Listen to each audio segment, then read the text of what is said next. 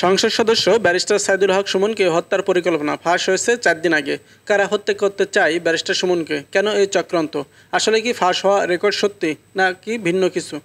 এমন নানা প্রশ্ন উঠলেই উত্তর মিলছে না সমীকরণ। হত্যার পরিকল্পনার কথা জানতে পেরে গত শনিবার 29 জুন সন্ধ্যার পর রাজধানীর শেরেবাংলা নগর থানায় একটি সাধারণ ডায়েরি করেন হবিগঞ্জ 4 আসনের সংসদ সদস্য সৈয়দ সাইদুল হক ওরফে ব্যারিস্টার সুমন।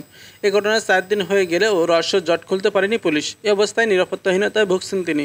এমন পরিস্থিতিতে আরও অনেকবার পড়েছেন উল্লেখ করে মঙ্গলবার সংসদ সদস্য সাইদুল হক বলেন, এবার বিষয়টি ভিন্ন, কারণ আমার থানার ওসি এসে যখন আমাকে ঘটনাটি জানান এবং এ তথ্য প্রদানকারীর সঙ্গে মুঠোফোনে কথা বলিয়ে দেন, তখনই আমি ঘটনাকে গুরুত্ব দিয়ে ঢাকায় একটি সাধারণ ডায়েরি করি। তিনি বলেন, ব্যক্তিগতভাবে দুর্নীতির বিরুদ্ধে আমি সোচ্চার। দুর্নীতিবাজদের নিয়ে সংসদে আমি কথা বলেছি, এমনকি প্রধানমন্ত্রী অফিসের সামনেও কথা বলেছি। এখন কারা আমার উপর এই কাজের উপর ক্ষুব্ধ, এ বিষয়টি আমার পক্ষে চিহ্নিত করা কঠিন।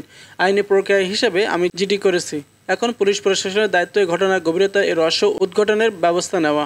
ব্যারিস্টার সুমনকে হত্যার পরিকল্পনার ব্যাপারে চন্দ্রগড় থানার ভারপ্রাপ্ত কর্মকর্তা ওসি হিলোল রায় বলেন, গত 28 জুন রাতে অজ্ঞাত পরিচিত এক ব্যক্তি প্রথমে হোয়াটসঅ্যাপে কল করে তার কাছে ব্যারিস্টার সুমনের ফোন নাম্বার চান। তখন ওসি ওই ব্যক্তির কাছে জানতে চান কেন তার নাম্বার প্রয়োজন। উত্তরে ওই ব্যক্তি জানান, ব্যারিস্টার সুমনের সঙ্গে জরুরি কথা বলতে চান তিনি। এ ফোন নাম্বার না দিলে তিনি আত্মহত্যা করবেন। ওসি সংসদ সদস্যের নিরাপত্তার কথা বিবেচনায় ওই নিয়ে ওই ব্যক্তিকে ফোন নাম্বারটি দেননি। এর কিছুক্ষণ পরে ওই ব্যক্তি হোয়াটসঅ্যাপের একটি খুদে বার্তা পাঠান এবং পরে তা ডিলিট করে দেন। এর কিছুক্ষণ পর আবার ওই খুদে বার্তা পাঠান ওই ব্যক্তি। তাতে লেখা ছিল, ব্যারিস্টার সুমনের কিছু শত্রু আছে যারা তার ক্ষতি করতে পারে। এটিও পরে ডিলিট করে দেওয়া হয়।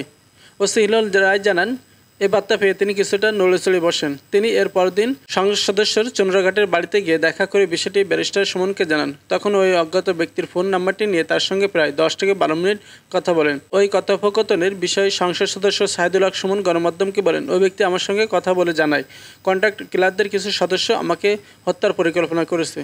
এর পেছনে দেশের বড় বড় কিছু লোক জড়িত। এই কন্ট্রাক্ট কিলারদের মধ্যেও ওই ব্যক্তিটিও ছিল। যখন সে আমার নাম শুনতে পায় তখনই সে কন্ট্রাক্ট কিলিং থেকে সরে আসে, কারণ ওই ব্যক্তি আমাকে পছন্দ করেও আমার একজন ভক্ত। পাশাপাশি সে একজন সিলেটি। সে সিলেটি দরদি হয়ে গোপনীয়তা আমাকে জানাতে ওসির কাছে ফোন নাম্বারটি চেয়েছিল। এদিকে ব্যারিস্টার সুমনকে হত্যার পরিকল্পনা সামনে আসার পর থেকে তদন্তে নেমেছে পুলিশ। হবিগঞ্জ জেলা পুলিশের পাশাপাশি কাজ করছে পুলিশ সদর দপ্তরও।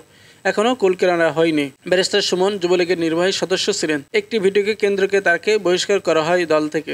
এরপর দ্বাদশ জাতীয় সংসদ নির্বাচনে হবিগঞ্জ চন্দ্রঘাটার মাধবপুর আসন থেকে সংসদ সদস্য নির্বাচিত হন তিনি।